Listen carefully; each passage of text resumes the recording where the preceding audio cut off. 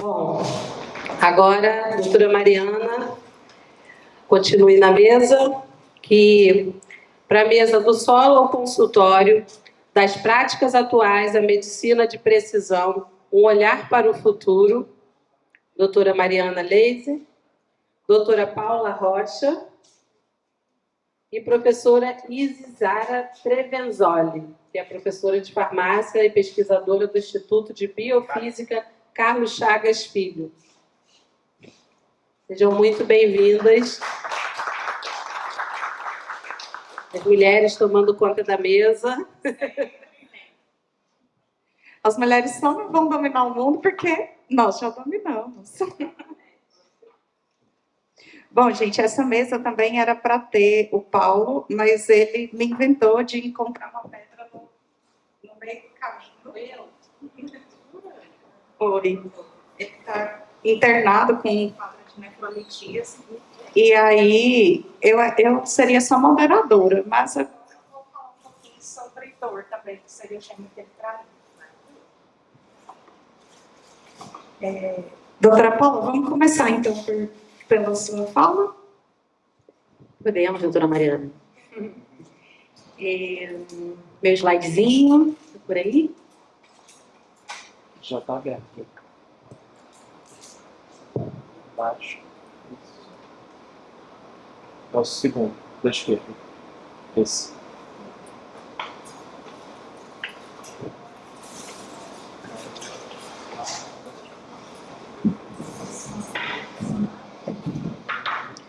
Vou ficar assim, de ladinho, acho que vai funcionar. Vou ajeitar aqui. Obrigada, Marilene. Então, gente, boa tarde. Primeiro, agradecer, né, o convite de Marilene, doutora Mariana Laís. É uma honra estar aqui falando, né, em nome da Abrario, nesse simpósio. E quem vai passar para mim? A bandeira que eu trouxe. Tem?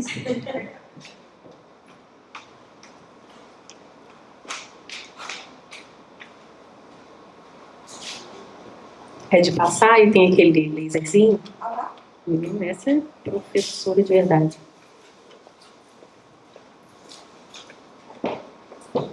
Aí eu aponto para lá, né?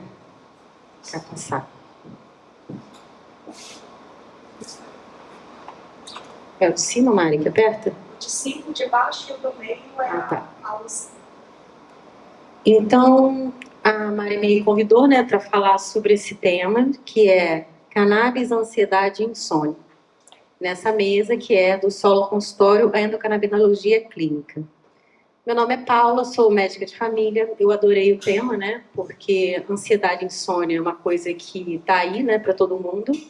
Eu, como médica de família, trato das doenças comuns, né, prevalentes da população em geral.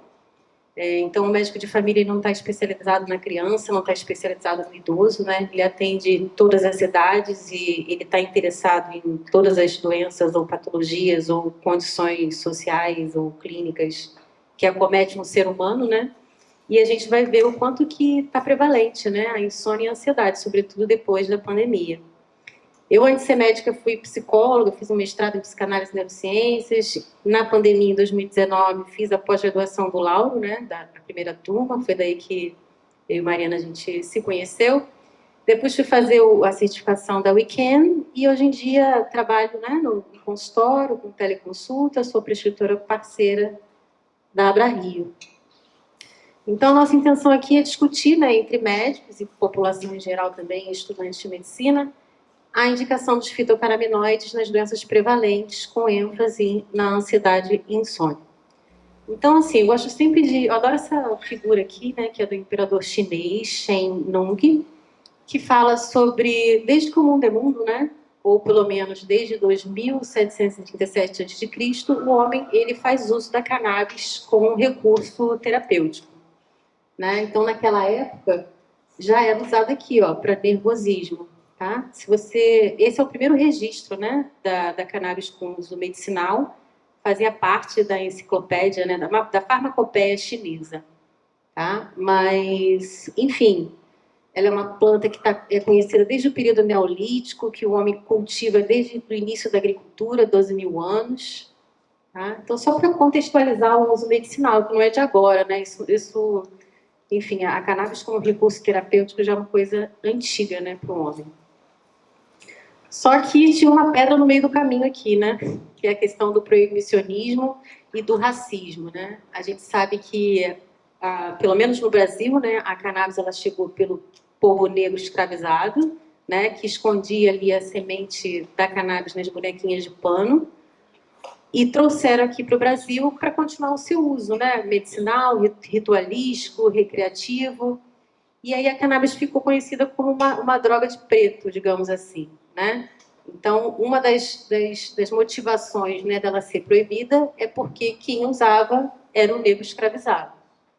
Então, isso complicou bastante, né, o acesso, né, a gente poder pesquisar, para a gente poder conhecer a cannabis.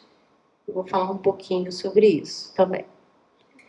Eu dei um salto imenso, né, porque a Mari falou que só tinha 15 minutos, então eu pulei bastante aqui e cheguei já em 1980. Né? Esse aqui é o Meshulam, que é um pesquisador lá em Israel, né, que é o pai da cannabis, né, que foi a primeira pessoa a, de fato, identificar, isolar, né, os componentes do sistema endocannabinoide e que recebia contribuição do Elisado Carlini, que é um brasileiro, né, um professor da Unifesp, que colaborava com o Meshulam. Então, assim, lá da China até aqui a década de 80, né, foi um caminho longo, mas que pelo menos aconteceu. E, assim, o que a gente vai fazer com isso, né, com esse conhecimento em relação ao sistema endocannabinoide? Acho que a primeira coisa que a gente tem que fazer é admitir que ele existe, né? E parece uma coisa simples, né, mas já existe um entrave aí, né? Bom, quem fez medicina, se tiver algum estudante de medicina aqui, a gente tem o Guyton, né, que é um livro de fisiologia médica, que é um tijolo desse tamanho da capa vermelha, o terror dos estudantes de medicina. Já tem lá falando de cannabis, tá, no Guyton.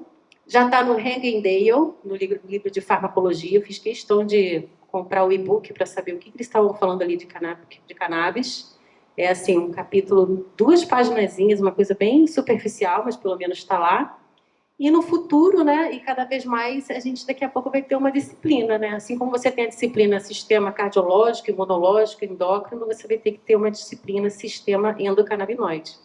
Então, a gente, querendo ou não, né, a Terra sendo plana ou quadrada, o seu sistema canabinoide ele existe. E a gente vai ter que lidar com isso de alguma forma.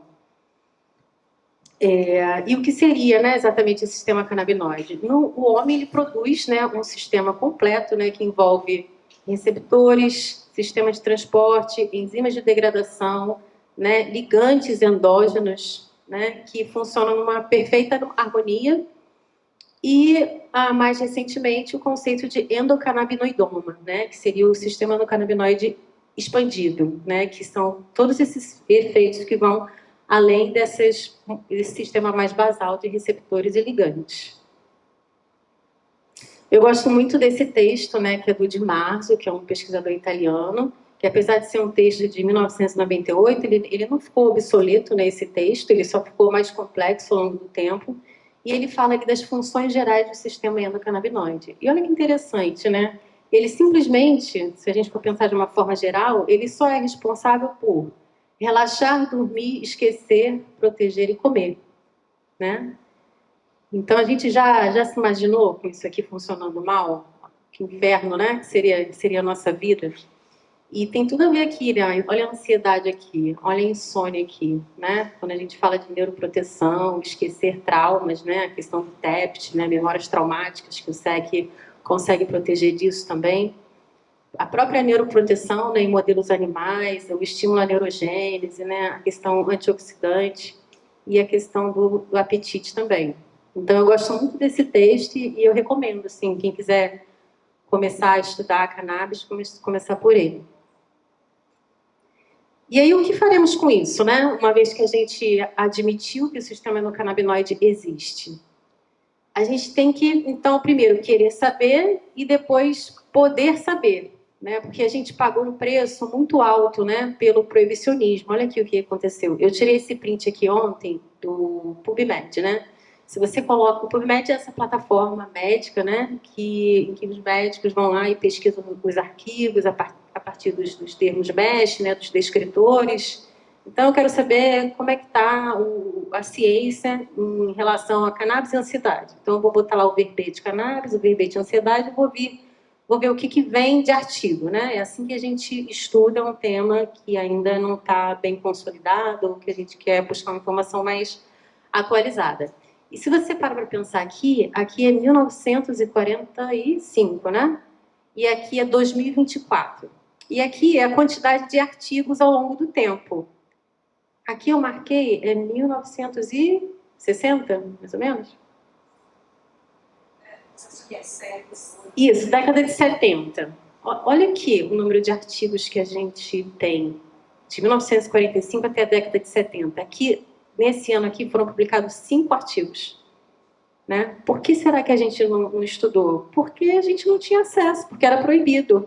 Né? O próprio Mechula, no filme lá dele, que é o The Scientist, que é até um filme que eu recomendo também, que tem no YouTube de graça, que tem legenda em português, ele conta essa história, né? Que para ele conseguir pesquisar a cannabis, ele teve que pedir um favor para um amigo dele que era delegado para dar um pouquinho da droga lá, da cannabis, do tráfico, né, para ele poder estudar no laboratório. Então, se ele não conhecesse um delegado de polícia, ele mesmo também não teria acesso a estudar cannabis e a promover essa questão em relação ao conhecimento, né?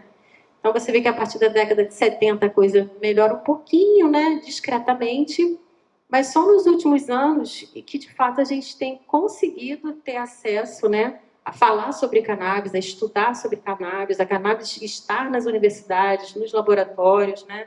As universidades elas têm que poder plantar, estudar, né? E infelizmente até hoje não é tão simples assim, tá? E aí, tendo em vista que a gente teve essa pedra no caminho, né, do proibicionismo, e a gente não conseguiu ter acesso a esse conhecimento tão precocemente, a gente, enfim, como é que a gente vai lidar com isso, né? Como é que a gente vai fazer isso? E aí uma coisa que eu tenho muito na minha prática, né, e que eu acho que norteia, ou que pelo menos deve nortear o médico, né, nas condutas que ele tem, é a questão da ética, né? A questão da ética médica. E dentro da ética médica a gente tem o princípio da não maleficência, que é, primeiro, não prejudicar, né? E veja assim a situação que fica o médico, né? Então, por um lado, você acessa artigos internacionais de que, né, outros países que estudam, Israel, Canadá, países europeus, né, que conseguiram avançar, mas aqui no Brasil enfim, você precisa se explicar, né, para estar indicando um tratamento à base de cannabis. Isso não é natural, né? Então, acho que nesse gap, nesse buraco que a gente às vezes se encontra, né, em relação aos dados da cannabis, a gente tem que, primeiro, não fazer mal, e, segundo, tentar o máximo que a gente conseguir fazer uma prática baseada em evidência, apesar da gente não ter todas que a gente gostaria de ter por conta da questão do proibicionismo. E o que é a medicina baseada em evidência, né? Ela é uma junção da melhor evidência disponível, com os valores do paciente e com a experiência clínica. Quando você faz uma prática baseada em evidência, você não está só interessado no dado cru, né, que você tem ali no artigo, mas você está interessado também em saber como que o paciente quer ser tratado, né, quais as preferências dele e, enfim, qual a experiência clínica também. Então, por que eu estou levantando esse assunto, né? Eu sou médica de família, não sou neurologista, não sou neuropediatra, e quando eu comecei a trabalhar com o doutor Eduardo Fevereiro, eu ficava muito angustiada, né? Mas eu falava, mas e aí, Eduardo, mas como assim cannabis primeira linha de tratamento? Não é para questões refratárias, né? Não tem que ser a última opção, não é quando tudo já está esgotado que a gente começa. Então, eu ficava muito angustiada em relação a isso, e a solução que eu encontrei foi essa, né? Ter a ética como caminho e ter a medicina baseada em evidência no máximo que a gente conseguir. Tá? E com relação às evidências, a gente tem uma pirâmide, né? Essa aqui é a pirâmide das evidências. Quanto mais no topo, melhor o estudo, a qualidade do estudo, o nível de evidência. Quanto mais na base, pior, digamos assim. Então, o que eu acho, o que eu penso, está aqui na base, a opinião do expert, digamos. Né? Estudo com animais, estudos in vitro, em células. Mas o que a gente quer é o quê? O sonho do médico, né? Canábico, digamos assim. Você ir lá no PubMed e acessar uma revisão sistemática, que é um trabalho que analisou vários estudos clínicos, né? E tirou uma conclusão sobre aquilo. Então, é o estudo do estudo que diga para mim assim, então, Paula, para ansiedade, você fica tranquila, você prescreve cannabis para o seu paciente, né? A gente já, enfim, existem vários estudos que apontam que na maioria da população é benéfico em tal dose, não vai fazer mal, vai fazer bem, né? Isso é o que a gente gostaria, mas não é o que a gente tem, né? Exatamente. Mas é o que a gente deve perseguir, né? E aqui eu botei um pouquinho essa minha angústia, né, que eu falei, entre doenças prevalentes ou doenças refratárias, né? Quando a Mari me pediu para falar, ela quis que eu falasse de questões prevalentes, né, pelo fato de eu ser médica de família. E eu sei que tem muito médico que se vê nessa situação também. E as coisas estão mudando muito rápido, né, no campo da cannabis. Então, no ano passado, o CFM tentou emplacar essa resolução aqui, que dizia que o médico só o neuropediatra ou o psiquiatra poderia prescrever apenas para epilepsias refratárias em crianças e adolescentes com síndrome de Dravet, Lennox-Gastaut ou esclerose tuberosa. E todas as outras pessoas, então, estariam fora disso. Né? Então, acho que só a única pessoa do Rio de Janeiro seria o Eduardo Faveret, que ia conseguir prescrever para alguém. Todo o resto não ia conseguir escrever para ninguém. Né? Aí a gente fica pensando assim, poxa, eu vou ter que ter uma doença grave, refratária, para, quem sabe, pensar em usar cannabis, porque eu tenho, né? Tendo em vista que lá fora, em Israel, em outros países, né, a cannabis está sendo usada para várias coisas, para câncer, para várias indicações clínicas, né?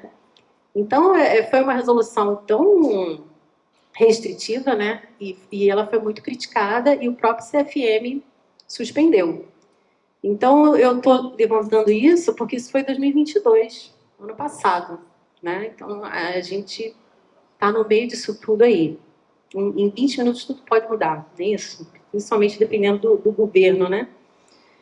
Enfim, mas aí a gente volta para a ética, né? Olha o código de ética aqui, no capítulo 5. Ele diz que é vedado ao médico desrespeitar o direito do paciente de dividir livremente sobre a execução de práticas diagnósticas ou terapêuticas, salvo em casos iminente de risco de morte, ou deixar de usar todos os meios disponíveis de diagnóstico e tratamento.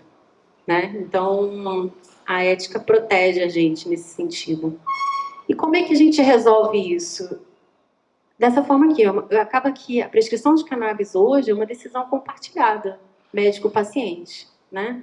Você vai receber o paciente, vai fazer a anamnese, né? Aquela anamnese clássica de medicina, vai perguntar outras coisas também, que eu também vou falar sobre isso.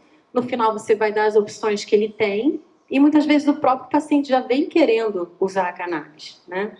E aí eu botei aqui essa questão, o exemplo da sertralina, porque, assim, como médica de família, eu prescrevo muita sertralina, ainda mais na saúde suplementar, né, fora do consultório particular, eu prescrevo muita sertralina para ansiedade. E eu acho, assim, que um adulto, né, que tem crise de ansiedade e que usa sertralina, e essa sertralina resolve o problema dele, a sertralina custa R$ 40, né, na farmácia.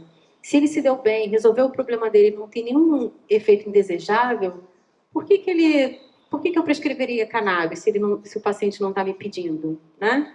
Então, assim, não é demonizar o alopático, né? Para muitas pessoas os medicamentos de farmácia vão funcionar, mas para outras pessoas não. Então, se a pessoa se deu bem com a sertralina, maravilha, ela não vai precisar gastar mais dinheiro, ela não vai precisar pedir autorização da Anvisa, ela não vai precisar pensar de como ela vai fazer para levar a medicação caso ela viaje para fora do Brasil.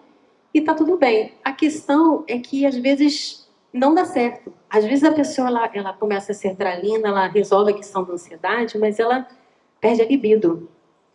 Né? Então, doutora, eu tô ótima, eu nunca mais tive crise de ansiedade, mas eu não gozo mais, eu não tenho mais orgasmo. E aí? Né? Ah, eu tô ótima da ansiedade, mas a sertralina me agitou, eu não tô conseguindo dormir bem. Tô ótima da ansiedade, mas aumentou o peso, né? Eu tô comendo mais. E aí a pessoa vai para outra, aí vai para o escitalopram, aí daqui a pouco vai para a fluoxetina. Aí tem alguns pacientes que a cada alopático que ele muda, vem uma eficácia, mas vem um efeito indesejado junto, né? E aí, será que não está na hora da gente pensar na cannabis? Né? Porque a cannabis, claro que, enfim, não dá para a gente generalizar, mas assim, ela é muito bem tolerada, né? E ela tem muito pouco efeito colateral em relação aos alopáticos, né? Quando ela está bem indicada, ela é uma coisa que funciona muito. E ela é uma ótima opção nesses casos em que a pessoa já rodou toda a alopatia, já tentou todas as medicações e nada funciona. Então, acho que a gente tem que ter muito bom senso, né, como médico, para tentar, enfim, nem ser aquela pessoa né, apaixonada pela cannabis para todos, nem ser aquela pessoa totalmente, né, fechada que nem quer saber de cannabis. Acho que cada caso é um caso e a ética e a medicina baseada em evidência é que vai ajudar a gente a tomar as melhores decisões. Então, assim, a gente chega aqui na ansiedade de insônia, né? Botei aqui, ó, o Ribotril já logo de manhã no cafezinho, não é isso? Estamos todos precisando. O mundo está sofrendo de uma forma, assim, burral, né, em relação à ansiedade. Houve um aumento de 25% na ansiedade no mundo inteiro, né, motivado pelo momento pós-pandêmico, né, em que a gente ficou com medo de morrer, a gente ficou isolado, a gente perdeu dinheiro, a gente enterrou parente, né? A população mais afetada foi de jovens e mulheres com risco de suicídio, automutilação, né, uma coisa muito comum, automutilação em adolescentes. E no Brasil, o Brasil ganhou esse prêmio aqui, ó, de país mais ansioso do mundo, do planeta. E um dos maiores consumidores de Rivotril.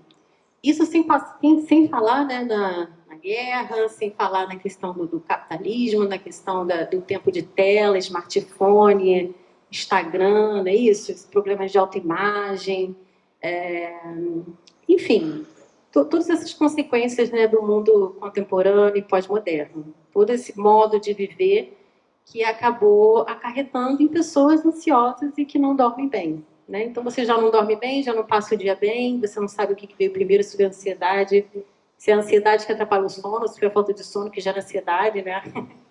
A gente está numa situação bem difícil. Aí, esses são dados da OMS, tá? Do ano passado.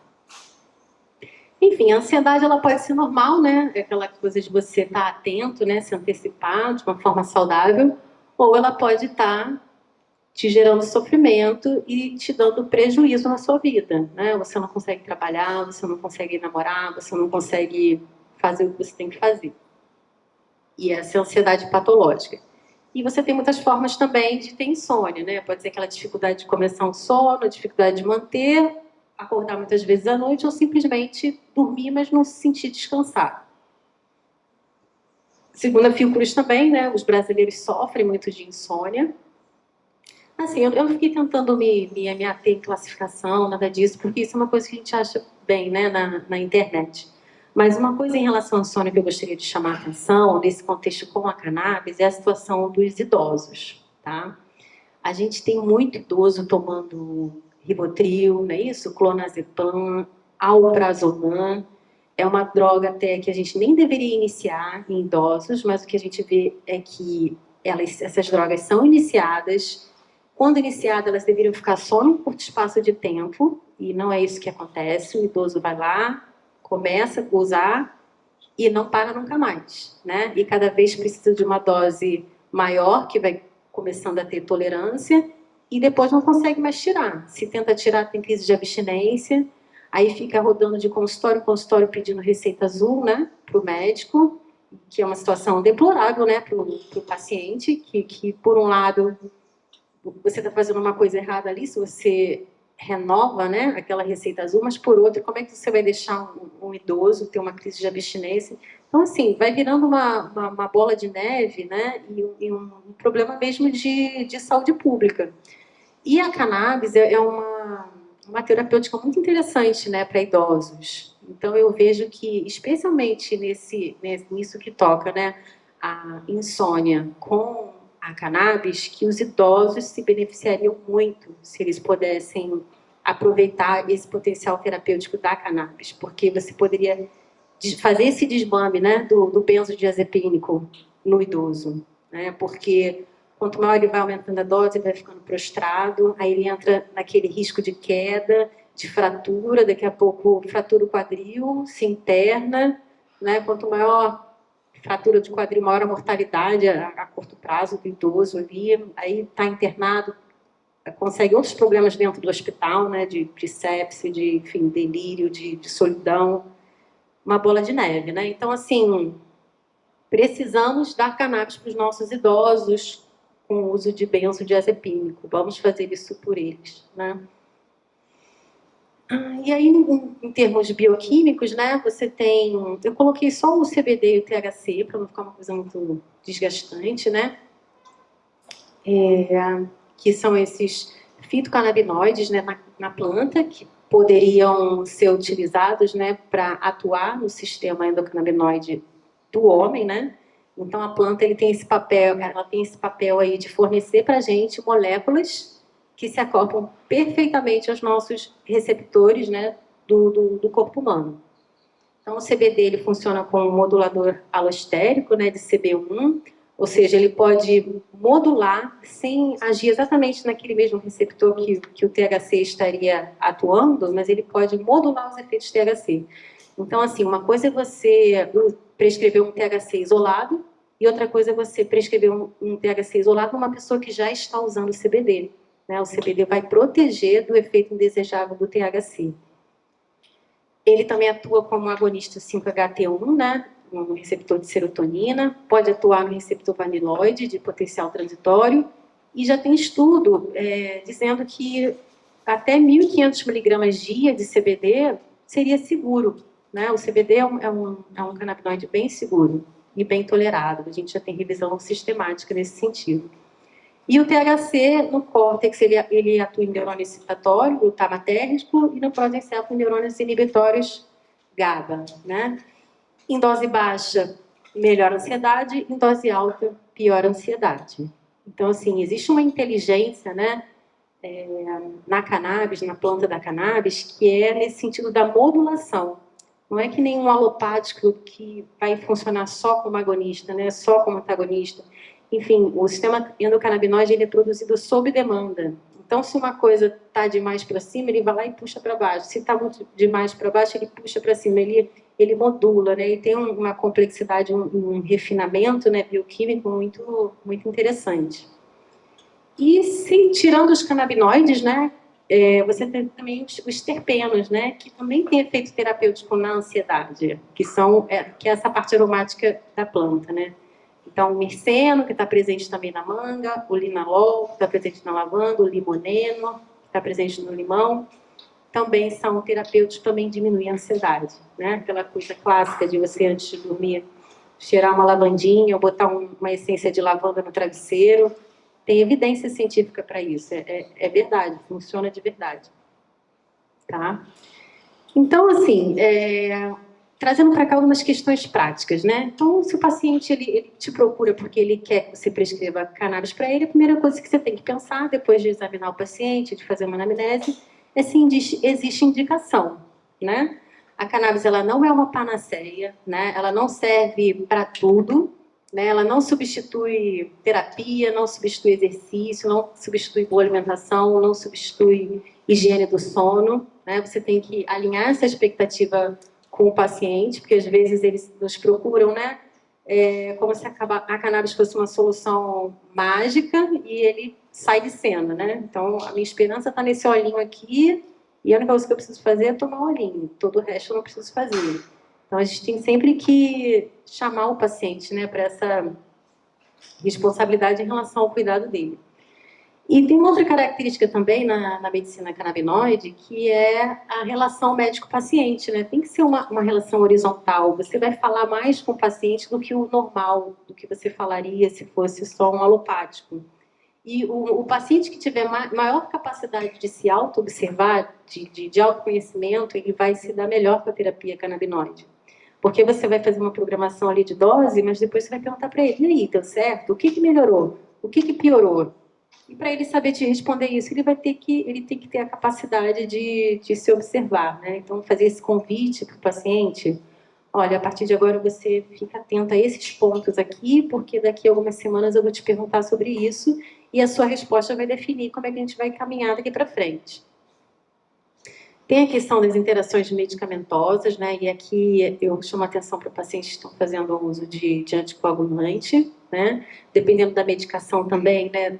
Do uso das proteínas de transporte, a disponibilidade pode aumentar ou não, né? E outros pontos de atenção que eu também quero trazer. A questão da hipotensão em idosos, né? O THC pode diminuir a pressão em idosos e também não é incomum o paciente diminuir o número de antihipertensivo, né? Diminuir losartana, diminuir enalapril, depois começa a usar cannabis, porque existe uma ação, né, em alfa-2. Idosos com arritmias descompensadas, também a gente tem que ter atenção, porque o THC pode dar palpitação, né? Se aquele idoso tem ali uma arritmia descompensada, isso pode não ser bom. Idosos que tenham glaucoma, né? O tratamento do glaucoma com cannabis é uma coisa complexa, então você tem que ver se é ângulo aberto ou ângulo fechado. O CBD faz uma coisa, o THC faz outra. Então, assim, não é simples, é uma coisa que você tem que perguntar. Tem história de glaucoma? Quando você foi no oftalmologista, estava tudo bem? Gravidez e lactação, a gente vai evitar de usar, porque não existe, né, segurança.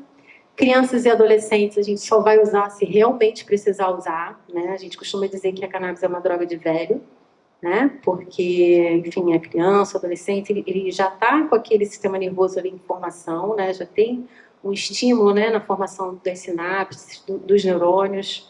Então, se você faz cannabis sem precisar, isso pode atrapalhar, inclusive no crescimento, né? Casos de psicose também, né? Então você tem que perguntar, já teve surto psicótico, já ficou internado, né? Tem perguntas que a gente tem que fazer ativamente. E também a questão da obesidade, né? Se você pesar muito no THC, você pode piorar, né? O apetite.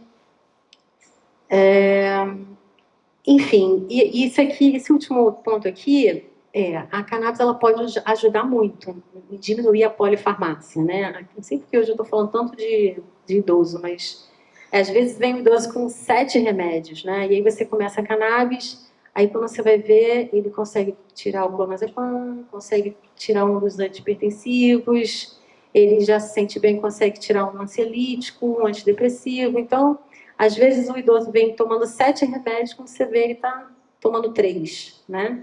Só que você precisa conversar isso com o paciente, porque às vezes também o paciente acha que naquele dia 1 que começou a cannabis, ele vai abandonar todos os outros remédios, né? Agora a cannabis vai resolver todos os meus problemas.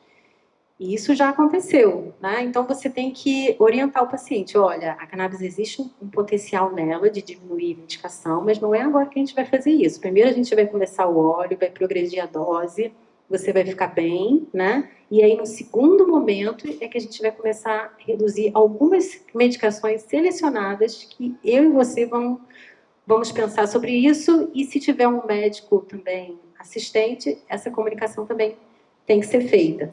Então, por exemplo, o idoso toma 7 remédios, um deles é o clonazepam. Você começa o óleo, e aí o idoso está menos ansioso, e além de estar menos ansioso, ele começa a ficar sonolento demais de manhã, né? Esse é o momento de falar sobre diminuir o clonazepam, porque no que ele fica sonolento, você não vai diminuir o óleo, né? Você vai diminuir o clonazepam, que é uma droga que está ali, enfim, uma coisa estritamente sintomática, que você já viu que já melhorou, e que o uso dela prolongado iria fazer mal. Então, se esse paciente ele tem um psiquiatra, que foi quem prescreveu, você vai falar, bom, então nesse momento você vai marcar com o seu psiquiatra e vai conversar com ele que você está fazendo óleo de cannabis, que você está sonolento, e que a sua médica da cannabis pediu para você conversar com ele para pensar em diminuir o clonazepam.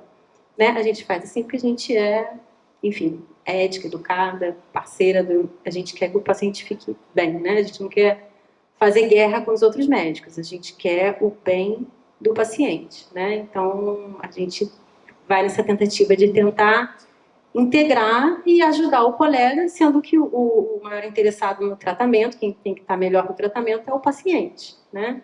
Então, só para vocês,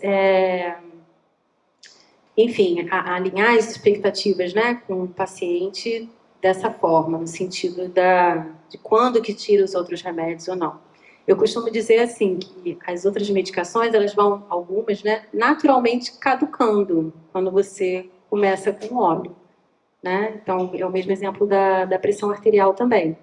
A pessoa faz a cannabis, a pressão começa a ficar baixa demais, aí nessa hora você não vai tirar o óleo, você tira um pouquinho ali da losartana, né? Então, a gente faz dessa forma. E quis trazer para cá também a questão da anamnese canábica, né? Além de toda a anamnese clássica que a gente aprende na faculdade, tem algumas coisas que a gente tem que perguntar ativamente.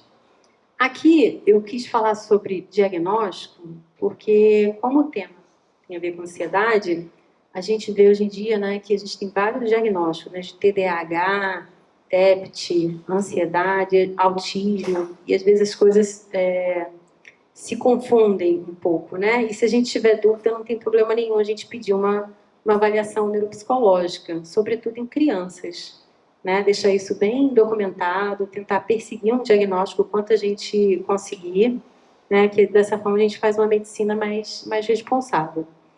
Então, ativamente, a gente tem que perguntar para o paciente: a senhora já fumou maconha? Né? Uma senhorinha de 80 anos, você vai perguntar: e a senhora já fumou maconha?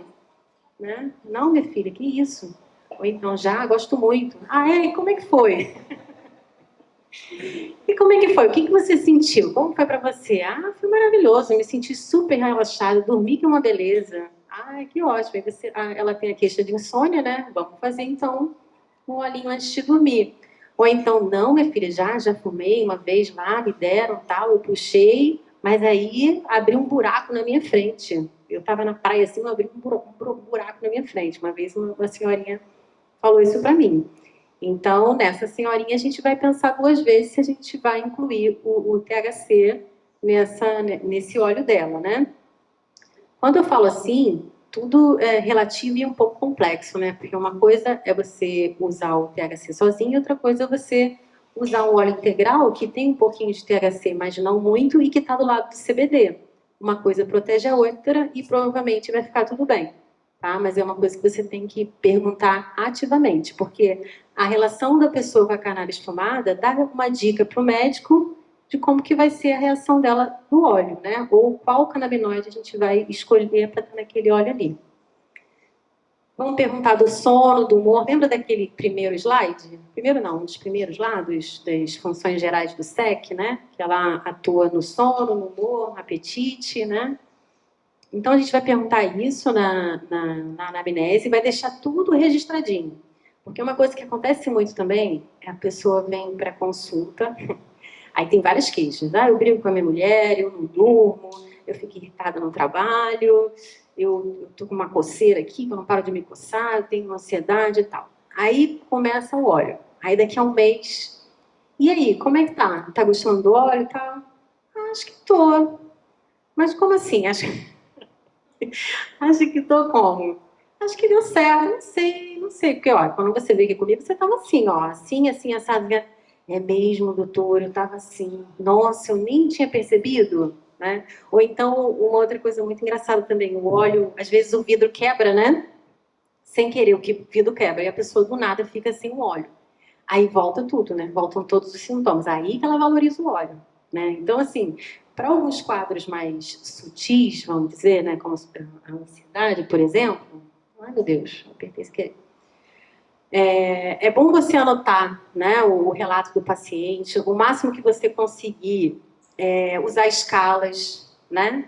De antes e depois, então escalas de qualidade de vida, escala de ansiedade, escala do autismo, para você ter uma documentação ali, né, do que aconteceu, de qual foi o efeito do tratamento. A cannabis pode amolecer um pouquinho as fezes, então às vezes é bom dizer isso para o paciente. E essa questão dos parâmetros, né? Eu sempre gosto muito de anotar tudo. Enfim, esse slide ficou meio cheio, mas eu acho que vai ser bom falar dele, né? Eu botei aqui, ó, como conversar com segurança? Em que dose? Né? E aqui eu estou propondo linhas gerais, né, de tratamento, porque é claro que cada indicação clínica tem a sua especificidade, mas se a gente for pensar de uma maneira geral, pensando na segurança do paciente, qual seria a melhor forma de começar? Primeiro, priorizar o óleo full, né? Full espectro, o extrato integral, o óleo da forma que a natureza faz, né? A natureza ela já tem ali uma inteligência, um refino, uma tecnologia que está pronta. Quando o homem foi ali tentar manipular, fazer um isolado, não deu muito certo, né? Vide a história do Rimonabanto. Então, assim, se você puder, prioriza o full spectrum, é a forma mais segura. Né? Full spectrum é o extrato integral. Quando a gente fala do broad spectrum, é quando é tudo menos alguma coisa, geralmente essa coisa a menos é o THC. E tem a opção também dos isolados. Né? O isolado a gente vai usar em último caso, se as duas primeiras opções não estiverem dando certo. E uma coisa que eu aprendi com o Dr. Eduardo Faverê é fazer uma caminha de CBD. Né? O que é uma caminha de CBD? É você escolher um óleo full que tem um predomínio de CBD. Né? Isso também vai tornar essa terapêutica mais segura, tá? Porque o CBD, que nem falei lá nos outros slides, ele é modulador alostérico do THC, por exemplo. Então, nesse caso, protege da psicoatividade. E como é que a gente... Em que dose, né? Essa parte da dose é muito fácil. Começa sempre pela menor possível, né? Então, tem uma máxima na medicina canabinoide que é start slow, go slow. Você vai tentar iniciar na menor dose possível e vai aumentar essa dose pelo menos a cada uma semana, tá? Quando a gente fala menor dose possível, isso fica mais ou menos em torno de 10 miligramas, 2 vezes ao dia. Dependendo da situação, em alguns idosos, você pode até ser mais devagar ainda, né? Ainda mais quem não tem experiência, quanto mais devagar você começar, melhor, tá? E aí você vai progredindo a dose até você encontrar, você e o paciente, né? Encontrar a dose do paciente. E qual é a dose ideal? É a menor dose que resolve o problema e não dá efeito indesejado. Né? Isso aí, para cada pessoa, é diferente e o médico ele tem que ser um parceiro do paciente nessa descoberta. Esse é a nossa nosso grande objetivo, né? Ser parceiro do paciente nessa jornada canábica, que é dele encontrar a dose dele. E com relação ao THC, a mesma coisa, né? Eu gosto de começar nesse número redondinho aqui de 1 miligrama à noite, né? Por exemplo, se for para insônia, né? Tendo já começado um óleo full antes, se você for dar um óleo isolado, pode ser que ele até durma, mas antes disso ele vai ficar high, né? Ele vai ter onda ali, puff, depois vai dormir.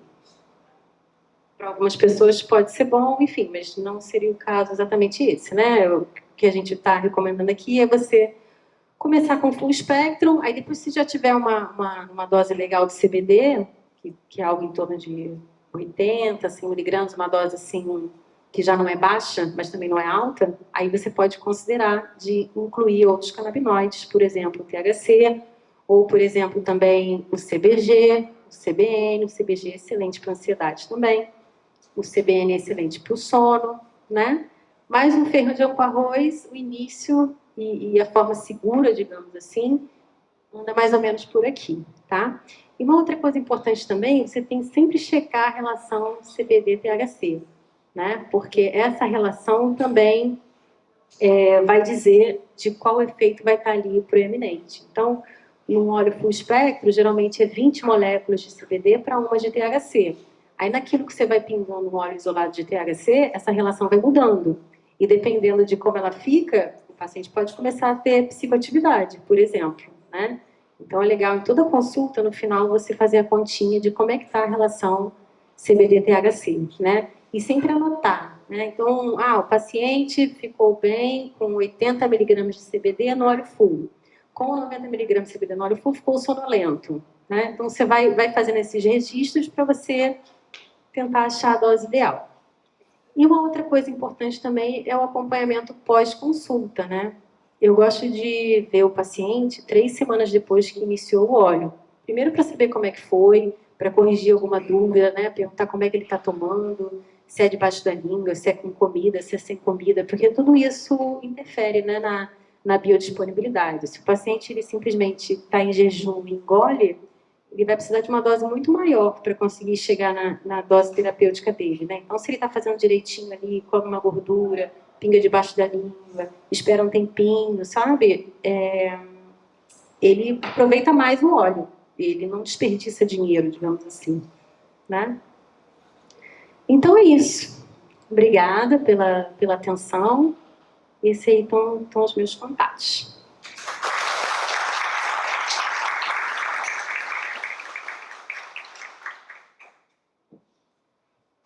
Que delícia a sua aula, Paulinha. Que delícia. Você sempre muito amável até para expor.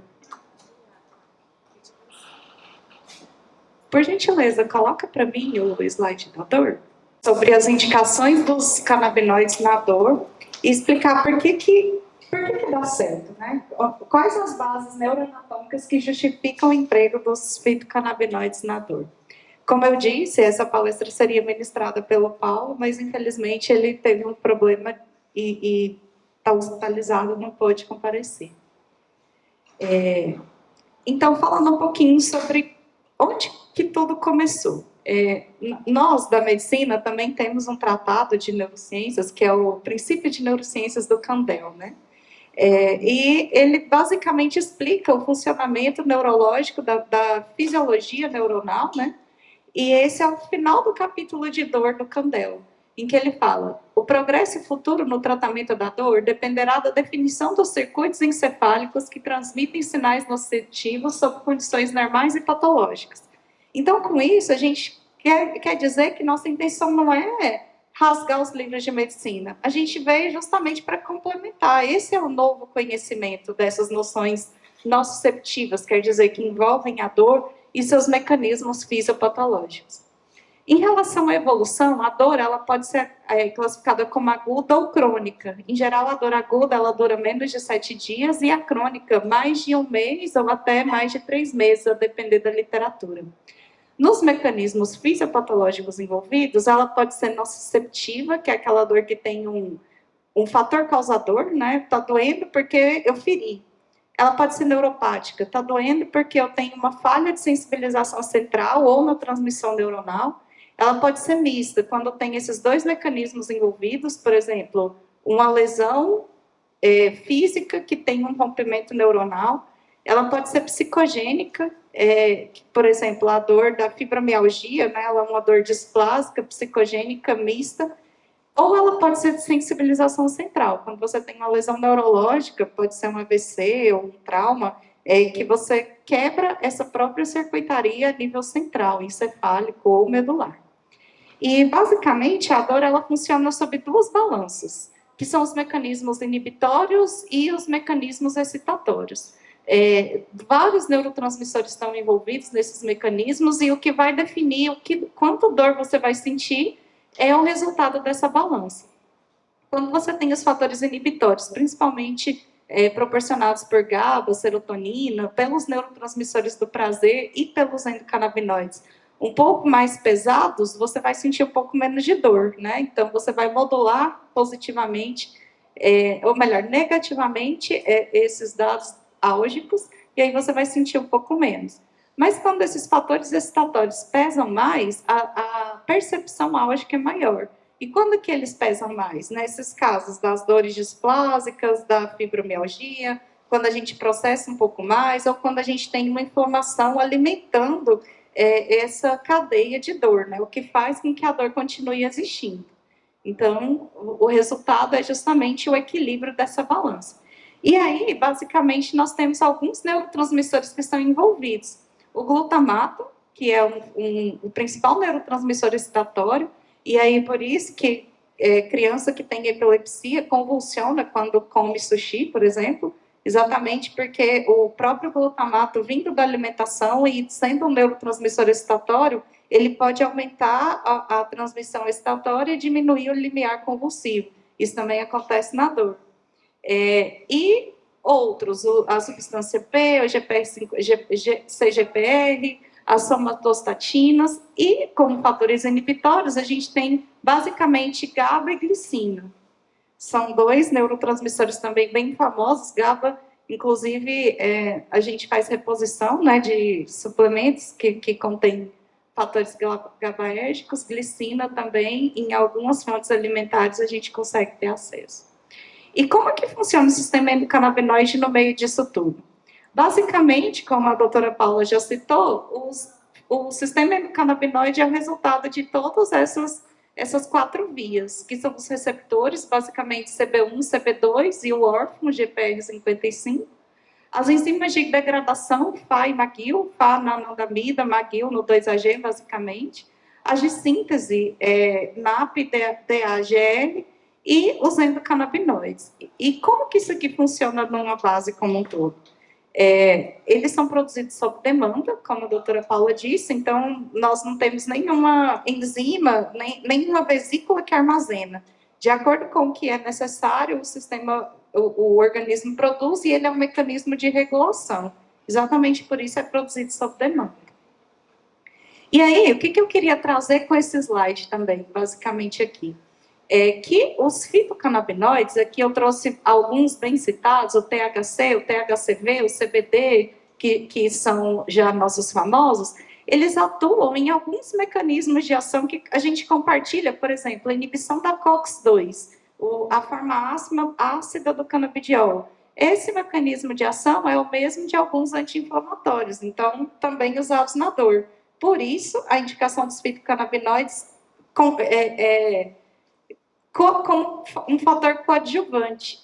O inibidor de receptores transitórios também, que a gente usa, por exemplo, os gabapentinoides atuam bastante aqui. Então, o CBD, o CBG, o THCV, em nada difere daquilo que a gente já faz, né? Basicamente na clínica, quando a gente usa anti-inflamatórios, quando a gente usa ibuprofeno, usa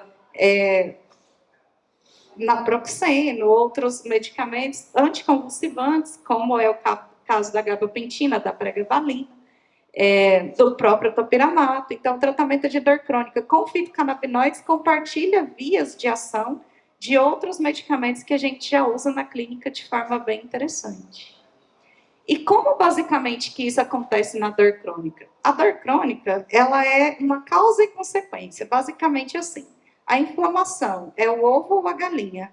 O paciente inflamado, ele tem mais neurotransmissores, mais substâncias que propiciam o disparo neuronal de forma geral, e a inflamação, ela quebra interneurônios que produzem basicamente GABA e glicina.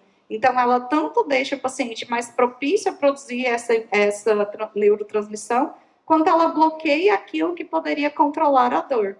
E aí, exatamente dessas fibras neuronais, desses mecanismos neuronais compartilhados, é que a gente tem fatores que são muito comuns, por exemplo, em neuropatias, que são a alodínia, que é a sensação álgica ao toque, a carícia, né, o paciente sente dor por aí, porque é basicamente isso. Se você bloqueia aquilo que inibe, você acaba misturando as fibras, principalmente a nível medular, e essa informação ela é confundida na hora de ser processada pelo cérebro. E, além disso, a sinapse tripartite e a atividade glial compartilha muito aquilo que a gente estava falando da questão da inflamação. Hoje a gente sabe que a glia, que é as células que sustentam o cérebro, ela compartilha muito essa forma como o neurônio vai transmitir a informação. Então, se você tem uma glia desinflamada, glia ela é bastante rica em receptores CB2, você basicamente corta a informação álgica a ser transmitida ali. Esse é o mecanismo da sinapse tripartite. E isso também é bastante modulado pela liberação de ATP, né, que faz a apoptose dos interneurônios GABAérgicos. Aqui, de novo, eu trouxe 2 comparativos. Por que o fitocannabinoide funciona na dor? Aqui nós temos 3 imagens lá do Tratado do Candel, essa primeira imagem, que mostra a transmissão neuronal através do corno da raiz dorsal, da aferência medular e do processamento central da dor. Então, aqui, 3 vias de processamento neuronal, né, basicamente, passando pela substância cinzenta periaquedutal, aí a gente lembra também dos mecanismos de dor de sensibilização central, e pelos cornos dorsal, lateral, as lâminas de Rexel da medula. E aqui do lado, a gente tem basicamente a distribuição dos receptores CB1 ao longo dessa base neuronal. Então, se vocês pararem para pensar, lá no córtex, na substância cinzenta periaquedutal, nos gânglios da raiz dorsal, aqui as lâminas, onde a gente falou da alodínia, dos interneurônios GABAérgicos. Então, assim, quando você para ver o caminho que a transmissão álgica percorre e a distribuição dos receptores canabinoides ao longo desse caminho, aí você entende por que realmente deu certo, né? Porque realmente a gente tem esses receptores nessas áreas onde as fibras neuronais passam ali. Então, se a gente modula alguma coisa por esse caminho, significa que eu vou chegar mais, chegar menos, descer mais pelas vias inibitórias ou descer menos, né? E como que funciona a neurofisiologia? O que ela atende aqui? Os endocannabinoides, nos modelos de dor crônica, quando você faz a dosagem, né, doutora Iris, isso é o que você mais faz lá nos seus ratinhos, acho. Quando a gente faz a dosagem dos endocannabinoides no líquor dos pacientes com dor crônica, eles estão aumentados. Isso significa duas coisas. Eles estão produzindo mais endocannabinoides porque esses endocannabinoides são mais degradados, então ele precisa produzir mais. Ou 2, eles estão produzindo mais porque eles são hipossensibilizados. Então, se eu percebo menos, eu produzo mais transmissores para que isso sensibilize mais os meus receptores. Então, mostrando que, direto ou indiretamente, esses modelos com dor crônica, eles têm uma alteração do sistema endocannabinoide. E quando a gente faz realmente essa análise, né, por espectroscopia e vê as áreas cerebrais onde a gente passou ali, a gente realmente vê que esses receptores, no caso do paciente com dor crônica, eles são mais ativados, a gente tem mais receptores ali naquelas linhas. E aí a pergunta é, fitocannabinoides versus canabinoides sintéticos, como que eu vou tratar isso? Com dronabinol ou com THC?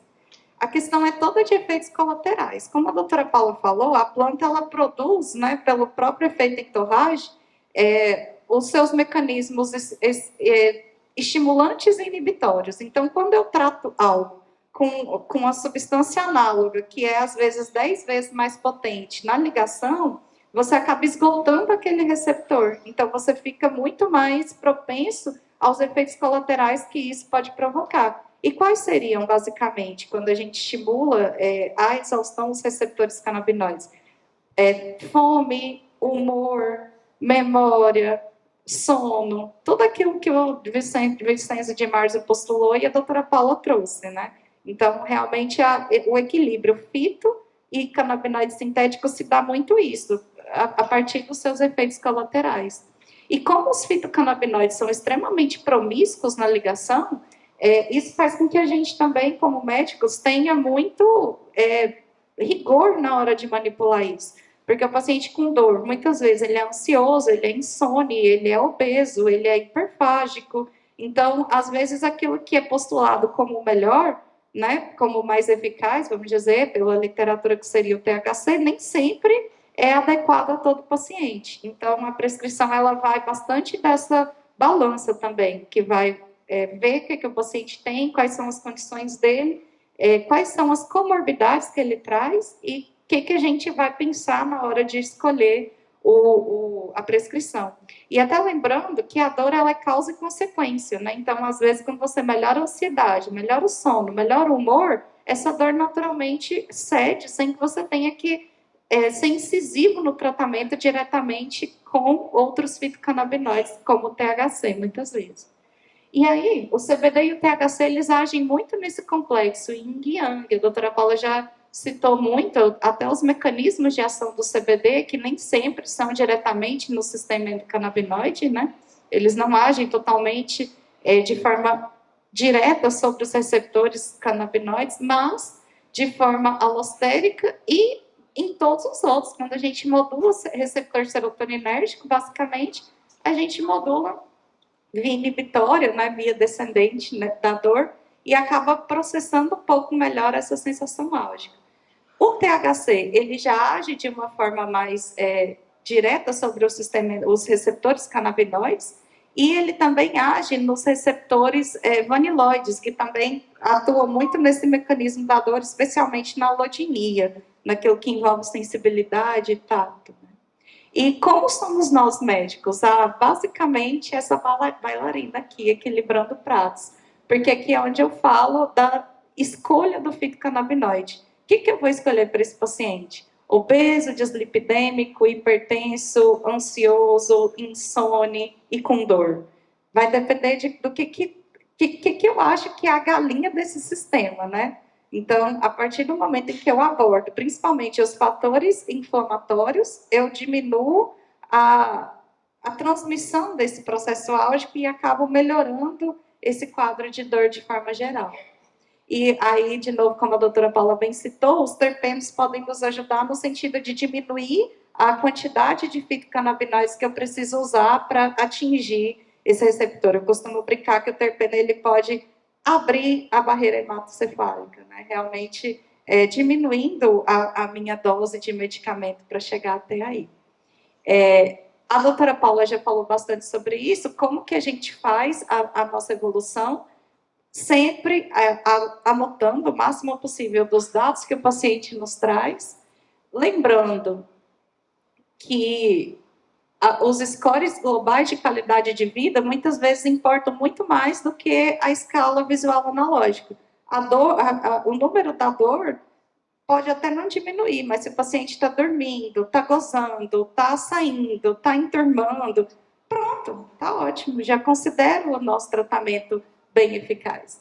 E como que a gente faz o manejo? Sempre nessa balança, efeitos positivos versus efeitos colaterais. A psicoatividade nem sempre é desejável, mas às vezes ela pode ser. Por exemplo, o paciente com câncer, com ansiedade extrema, está nesse mundo o tempo todo, não necessariamente é bom para ele. Então, pode ser um fator não muito legal para a maioria das pessoas, mas desejável para outros.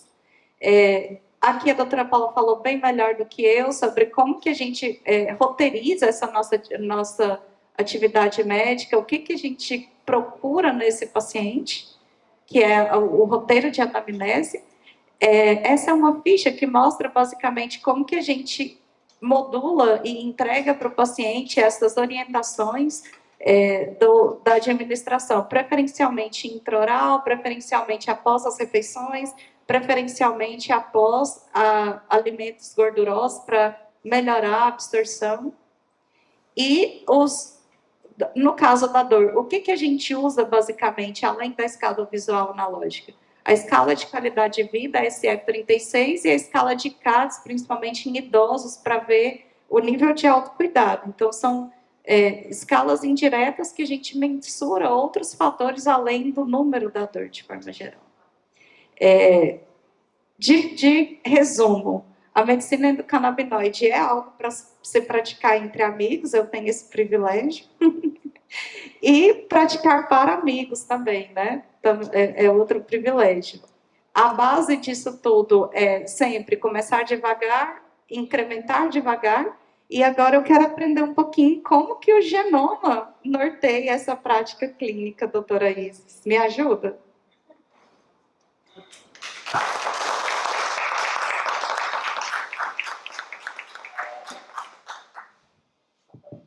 Ajuda.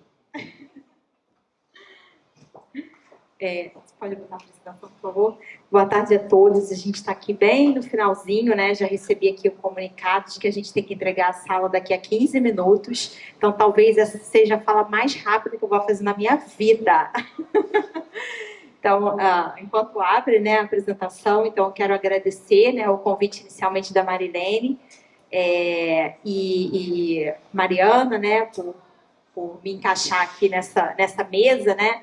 E de fato, bom, eu não me apresentei, desculpa, eu sou Isis Trevenzoli, sou professora de Fisiologia na UFRJ e eu trabalho com pesquisa endocannabinoide desde 2012.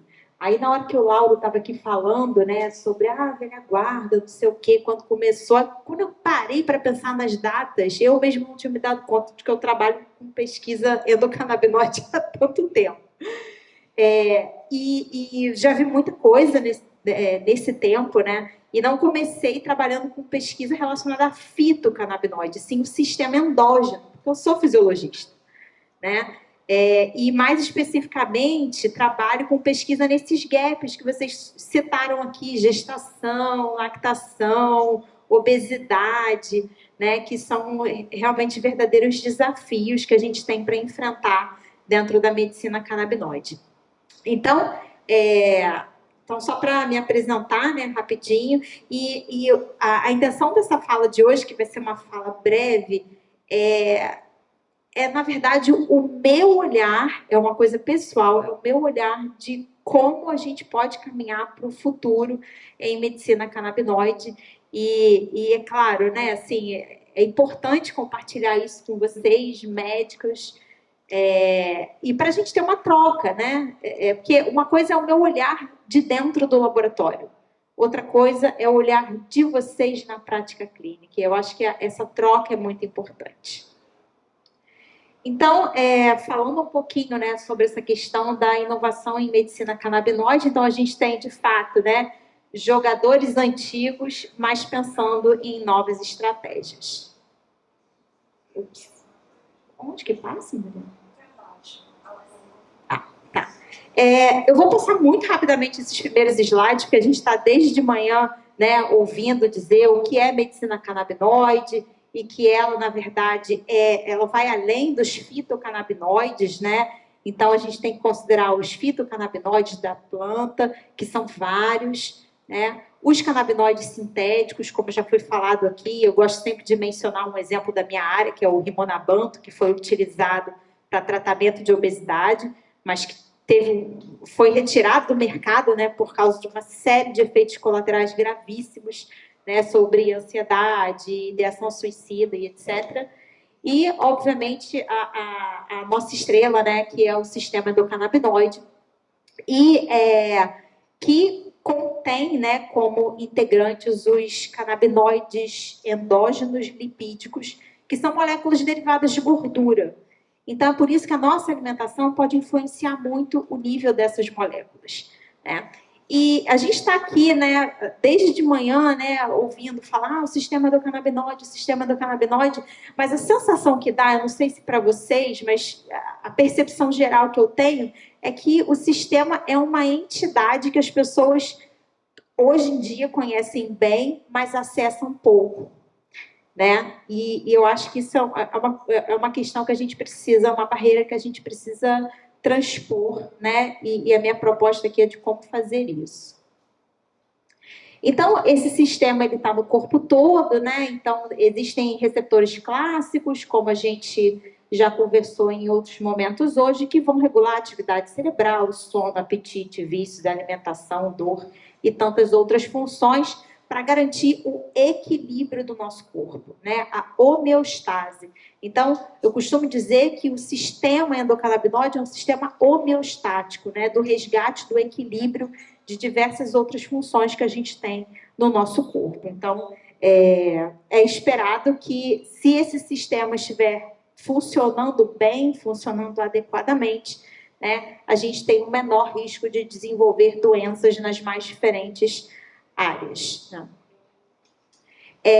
E aí, obviamente, né, em relação a essas doenças, a gente tem vários artigos, né, vários trabalhos na literatura mostrando perturbação nesse sistema endocannabinoide em diversas doenças já mencionadas aqui, né, como epilepsias, autismo, doenças mais associadas ao envelhecimento, como Parkinson, Alzheimer, dor, como a Mariana acabou de falar, né, ansiedade, sono.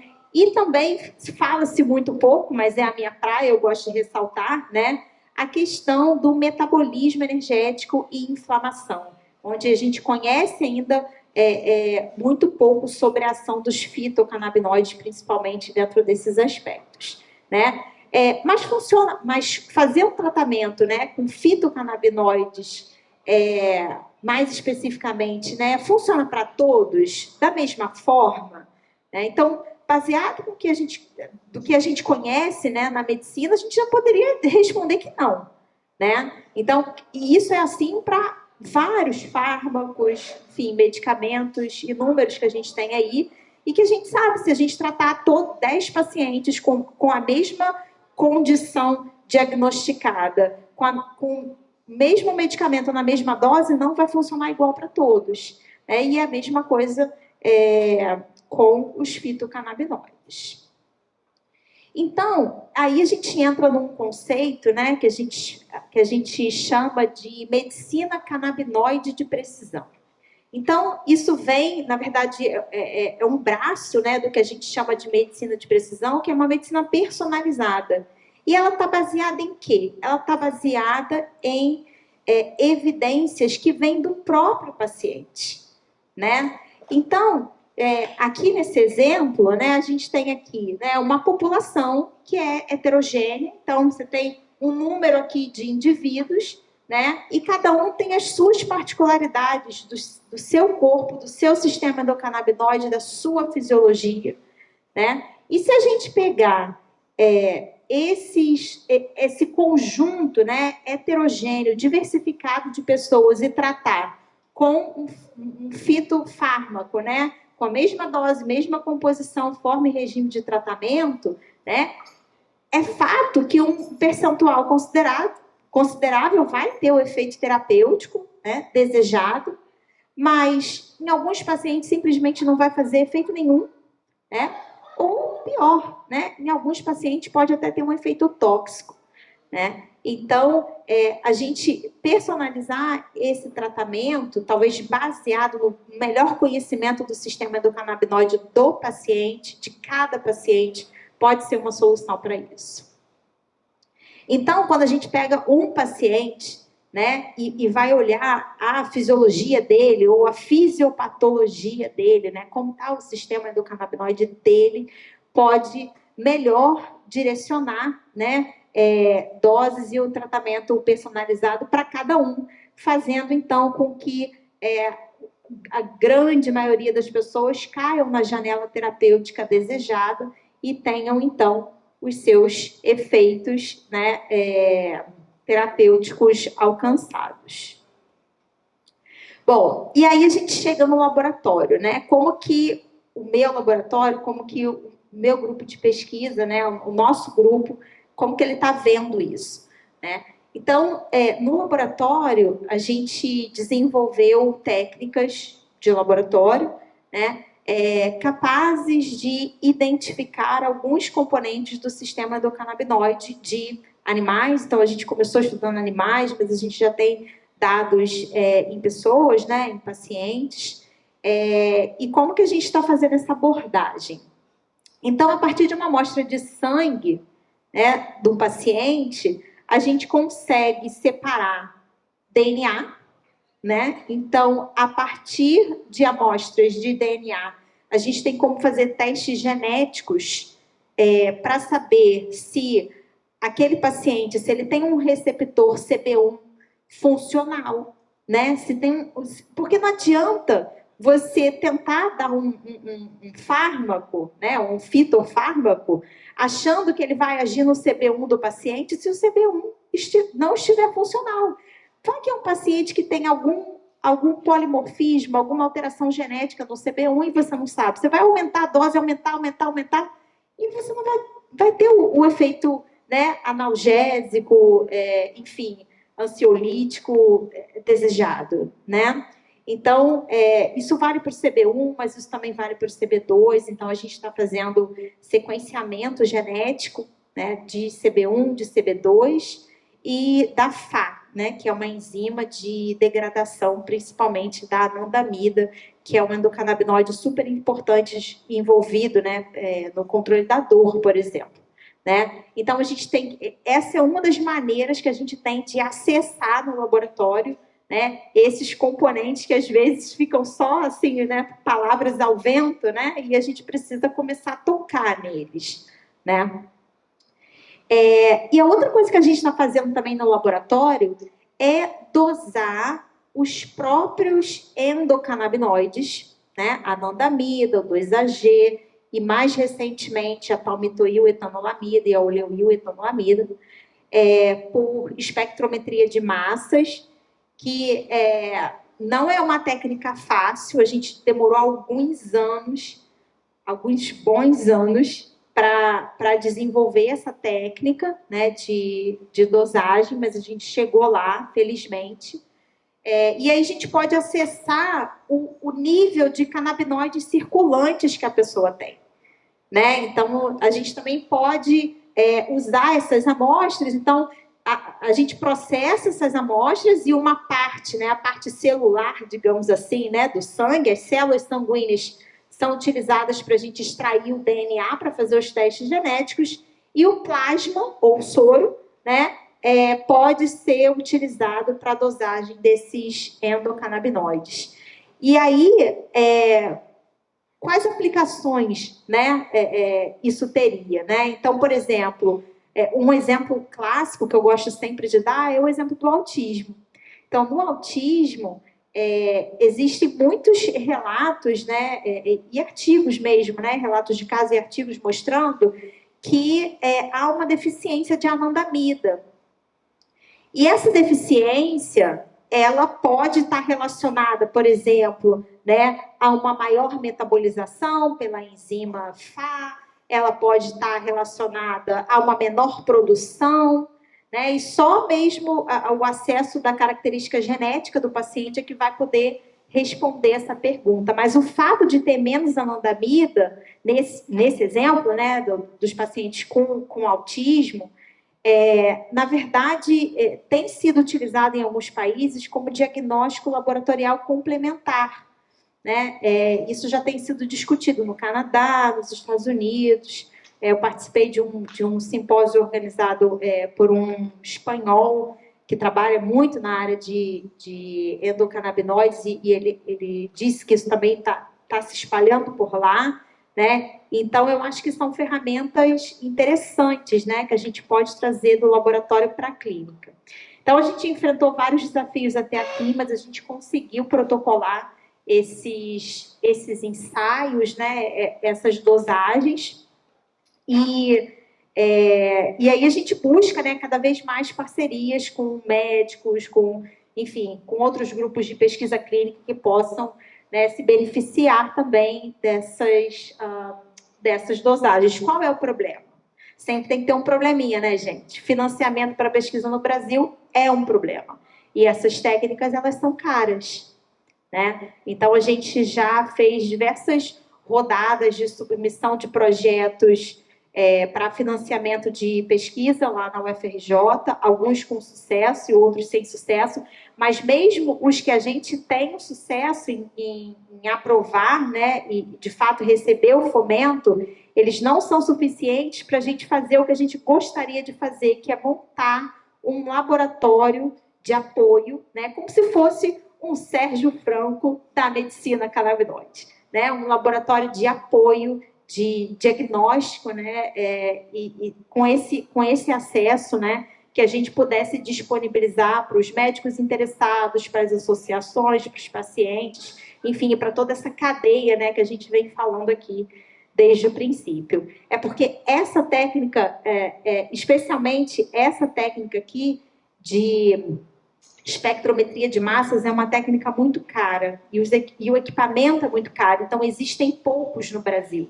É diferente do HPLC. Ele até tem um HPLC, que vocês já devem ter ouvido falar. Todos já ouviram falar de um HPLC, né? O HPLC, só para vocês terem uma noção, é a parte barata desse equipamento, né? Então, o HPLC é um acessório dele. Então, hoje tivemos uma química aqui, né?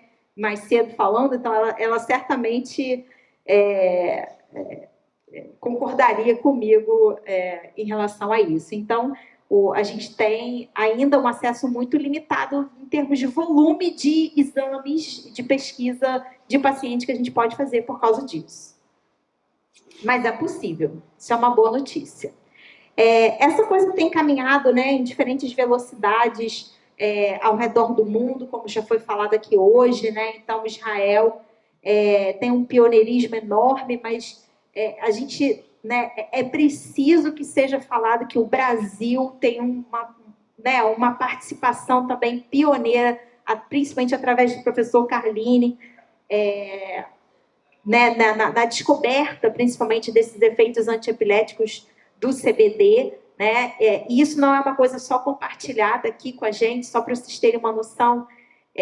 Esse ano eu tive no Congresso Mundial de Medicina de Canabinoides, né? Não só de medicina canabinoide, mas no Congresso Mundial de Canabinoides, na sociedade que foi fundada pelo Meshulam, em Israel, exatamente, que é a ICRS, né? A International Society for Research in Cannabinoids. E esse ano foi um grande congresso, né? Porque a gente teve, infelizmente, o falecimento do Rafael Meshulam esse ano, então foi um congresso todo em homenagem a ele, basicamente, né? E assim, o Brasil foi citado inúmeras vezes no congresso, por vários pesquisadores do mundo inteiro.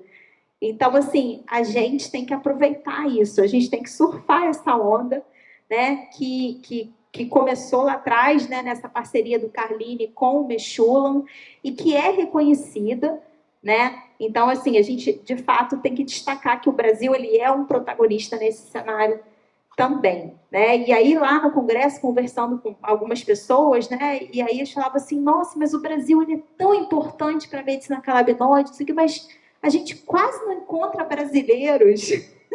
Eles me fizeram uma reclamação, na verdade. Eu mesma estava indo no congresso pela primeira vez. Porque, como eu disse, como eu sou da área de fisiologia, então eu vou muito em outros tipos de congresso, né? De fisiologia, de obesidade, etc. e tal. E estou mais envolvida com a parte de fitocannabinoides nos anos mais recentes, mais de 2017, 2018 para cá. Mas desde 2012 eu trabalho com isso, né? Mas enfim, com outros enfoques. Mas eu gostaria de destacar que o Brasil é um nome de peso nessa história, né? E assim, a gente tem, né, no Brasil atualmente, qual é o cenário, né? A gente tem aproximadamente 180 mil pacientes, né, em cannabis medicinal, né, fazendo uso medicinal de cannabis. Os produtos ainda são caros, infelizmente, né? Então as associações elas estão aí, né, para fazer esse papel maravilhoso, né, de acesso, de democratização do acesso a esses produtos. Isso precisa ser, né, bastante elogiado, né? A Anvisa, esse número já está desatualizado, já estamos em 27 produtos aprovados pela Anvisa, né? E que certamente são muito mais caros, muito menos acessíveis, né? Mas, como foi falado antes, né? O Lauro estava comentando, né? É um mercado é gigante, né? A gente tem que prestar atenção para os pontos fortes e para os pontos fracos, né, desse mercado e aproveitar tudo que a gente pode ter de melhor dele, né? E, embora ainda haja muito preconceito, uma pesquisa recente mostra que, pelo menos em termos medicinais, há uma aceitação, né, ou pelo menos uma não repulsa da população brasileira de 79%, né, reconhecendo, né, que do potencial terapêutico da planta, né, e como isso tem ajudado, né, em várias condições. Bom, e o nosso desejo, né, o nosso olhar para o futuro, né, então a gente começou falei para vocês aqui, né, sobre um olhar para o futuro, né, de como que a gente enxerga isso. Então, o que a gente está tentando fazer nesse momento é montar um laboratório, né, que ofereça essas soluções dentro da universidade pública gratuita, né, que ofereça essas soluções de diagnóstico complementar, né, que a gente pode fazer dentro das nossas capacidades, dentro de um laboratório de pesquisa, né? Então, esse é o nosso desejo, a gente está correndo atrás de financiamento para isso, né? A gente faz isso no laboratório, mas numa escala muito menor do que o que a gente gostaria. Então, nessa busca, né, de financiamento, há alguns meses atrás, eu cheguei até a Marilene para me ajudar aí numa articulação política. A Marilene é muito política, né, todo mundo sabe. E aí, para me ajudar aí numa articulação para que a gente consiga, de fato, tornar esse sonho realidade. Porque, na nossa visão, acho que é para onde a gente precisa caminhar para ter um tratamento mais assertivo, né, e personalizado dentro da área de medicina canabinoide. Bom, então era isso. Bom, a minha fala mais rápida da história, né? Então, só agradecer o suporte do Instituto de Pesquisa, onde eu atuo, né, como professora e pesquisadora, desde 2010, que é o Instituto de Biofísica Carlos Chagas Filho, na UFRJ, a Agência de Inovação da UFRJ, que tem conversado muito com a gente, né, dentro desse processo aí de tentar alavancar e montar esse laboratório como, né, talvez uma startup. A gente não sabe ainda qual vai ser o formato, né? O meu desejo pessoal, isso eu já falei, né, já compartilhei isso com a Marilene, era que a gente tivesse um financiamento público dentro da universidade para montar esse laboratório e oferecer esse serviço de maneira totalmente gratuita para quem precisa, mas isso está demorando demais, mais do que deveria, na minha opinião. Então, talvez a coisa saia num formato assim de uma startup e uma parte, né, que vai prestar serviço diferenciado para as pessoas que precisam mais, né, com preços populares e etc. E a FAPERJ, que é uma agência de suporte à pesquisa do Estado do Rio de Janeiro, que tem financiado os meus projetos de pesquisa aí ao longo dos últimos anos. Obrigada pela atenção de vocês. Desculpa a correria, que a gente tem que fechar. E quero fazer aqui já um convite público para essas duas figuraças que estão aqui, né? Então, a gente falou várias vezes aqui, um minutinho só uma chamada aqui, porque aí o convite público, né, ele tem mais peso, né? É assim que a gente faz. A gente sabe, vocês foram alunas da pós-graduação, né? E aí a gente tem consultado nossos alunos da UFRJ e também alunos da UERJ, graduandos em medicina, sobre o desejo deles de terem uma disciplina em medicina canabinoide na graduação, né? A gente já tem feito isso a nível de pós-graduação, mas os alunos, em formação, eles estão muito ansiosos por essas informações, né, que estão tocando muito superficialmente os livros, textos ainda, né? E, na verdade, assim, o feedback que a gente tem é que eles querem muito.